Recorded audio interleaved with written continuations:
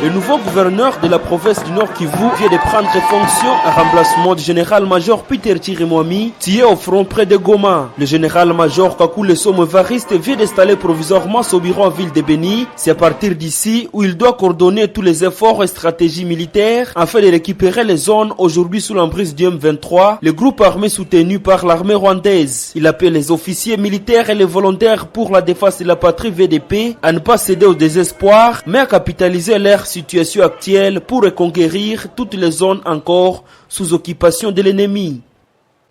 Mon bureau se trouve à Goma.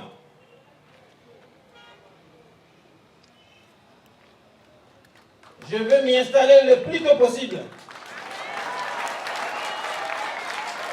Et j'invite les officiers, les soldats, ainsi que les patriotes Wazalendo, de ne pas céder au désespoir, mais de capitaliser leur situation actuelle, qui doit désormais servir de base arrière pour reconquérir tous les espaces occupés.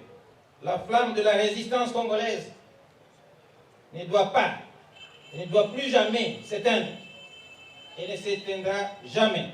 Et je vous demande de rejoindre les forces de défense pour contribuer à la protection de l'indépendance du pays.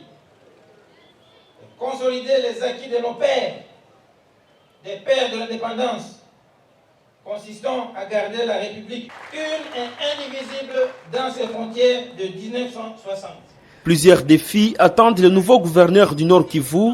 Il doit coordonner les actions amenant à la restauration de la paix dans la province, mais plusieurs espaces sont encore sous l'emprise du M23. C'est pourquoi la population demande au gouverneur de militer pour la restauration de l'autorité de l'État en récupérant les zones sous occupation.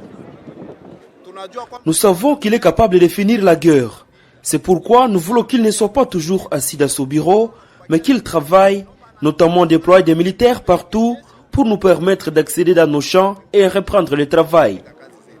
Les provinces du Nord et Sud Kivu sont confrontées à l'activisme du M23 soutenu par l'armée rwandaise. La ville de Goma, la capitale provinciale, a été secouée par les affrontements. Alors que les assaillants occupent une partie de la ville, les forces armées de la RDC et les Wazalendo résistent à leur progression dans d'autres zones.